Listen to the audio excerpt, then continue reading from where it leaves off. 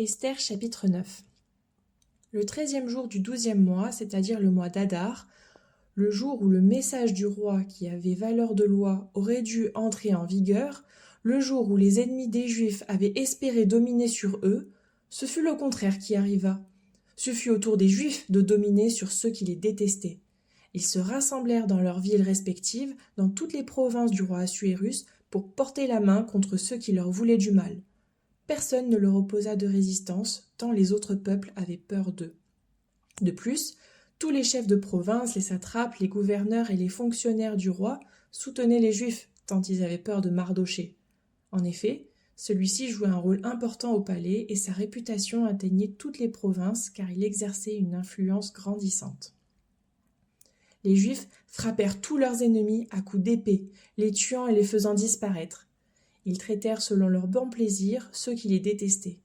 À Suse, la capitale, ils tuèrent et firent disparaître 500 hommes, sans compter Parchandata, Dalphon, Aspata, Porata, Adalia, Aridata, Parmashta, Arizai, Aridai et Vagesta, les 10 fils d'Aman, fils d'Abédata, l'adversaire des Juifs. En revanche, ils ne se livrèrent à aucun pillage. Le jour même, le nombre de personnes tuées à Suse, la capitale, fut communiqué au roi, et celui-ci dit à la reine Esther : « À Suse, la capitale, les Juifs ont tué et fait disparaître 500 hommes, sans compter les 10 fils d'Aman. Qu'auront-ils fait dans le reste de mes provinces ? Cependant, quel est l'objet de ta demande ? Il te sera accordé. Que désires-tu encore ? Tu l'obtiendras. » Esther répondit : « Si tu le juges bon, il faudrait autoriser les Juifs de Suse à agir demain encore conformément à la loi en vigueur aujourd'hui et prendre le corps des 10 fils d'Aman à une potence. » Le roi ordonna d'agir de cette manière. Cet édit fut donc proclamé à Suse et l'on pendit le corps des 10 fils d'Aman. De plus, les Juifs de Suse se rassemblèrent de nouveau le 14e jour du mois d'Adar et tuèrent 300 hommes à Suse. En revanche, ils ne se livrèrent à aucun pillage. Quant au reste des Juifs, ceux qui se trouvaient dans les autres provinces du roi, ils se rassemblèrent pour défendre leur vie et obtenir le repos vis-à-vis de leurs ennemis. Ils tuèrent 75 000 personnes parmi ceux qui les détestaient. En revanche, ils ne se livrèrent à aucun pillage. Ils firent cela le 13e jour du mois d'Adar et se reposèrent le 14e, et ils en firent un jour réservé au banquet et à la joie. De leur côté, les Juifs de Suse s'étaient rassemblés les 13e et 14e jours et se reposèrent le 15e. C'est donc ce jour-là qu'ils réservèrent au banquet et à la joie. Voilà pourquoi les Juifs de la campagne, ceux qui habitent les villes dépourvues de murailles, c'est le 14e jour du mois d'Adar qui est un jour réservé à la joie, au banquet et à la fête où l'on s'envoie des cadeaux les uns les autres. Mardochée enregistra ces événements par écrit et envoya des lettres à tous les Juifs installés dans toutes les provinces du roi Assuérus, qu'ils soient près ou loin. Il leur prescrivait de célébrer chaque année les 14e et 15e jours du mois d'Adar.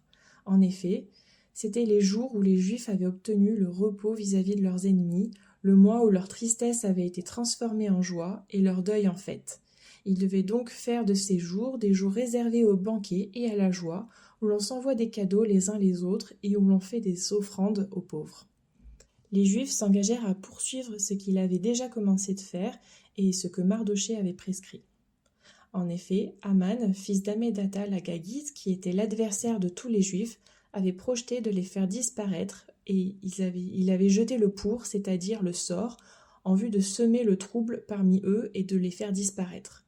Cependant, Esther s'était présentée devant le roi et celui-ci avait ordonné par écrit de faire retomber sur la tête d'Aman le funeste projet qu'il avait formé contre les Juifs et de le pendre à une potence ainsi que ses fils. Voilà pourquoi on appela ces jours Pourim, d'après le mot pour.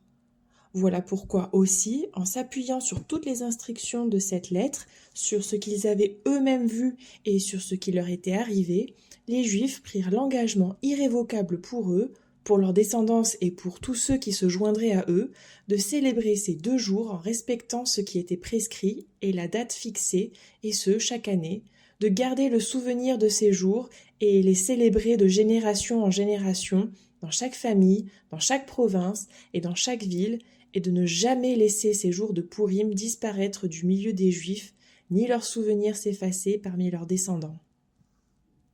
La reine Esther, fille d'Abicaï, et le juif Mardochée écrivirent une seconde fois avec toute leur autorité qui était la leur pour confirmer la lettre relative au Pourim. On envoya les lettres à tous les Juifs dans les 127 provinces du roi Assuérus. Porteuse d'un message de paix et de vérité, elle confirmait la date fixée pour les jours de Pourim par le juif Mardochée et la reine Esther, mais aussi par les Juifs eux-mêmes, pour eux et leurs descendants, et contenait les instructions relatives aux jeûnes et aux cris qui les accompagnaient. Ainsi, l'ordre d'Esther confirma ces instructions relatives au Pourim, et il fut enregistré par écrit dans un livre. Esther chapitre 10. Le roi Assuérus soumit à la corvée aussi bien la partie continentale du pays que les îles.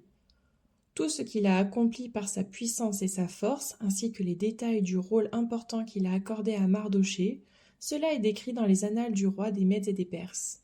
En effet, le juif Mardochée était l'adjoint du roi Assuérus. Il jouait un rôle important pour les Juifs et était très apprécié de ses nombreux frères. Il cherchait le bonheur de son peuple et contribua par ses paroles au bien-être de toute sa lignée.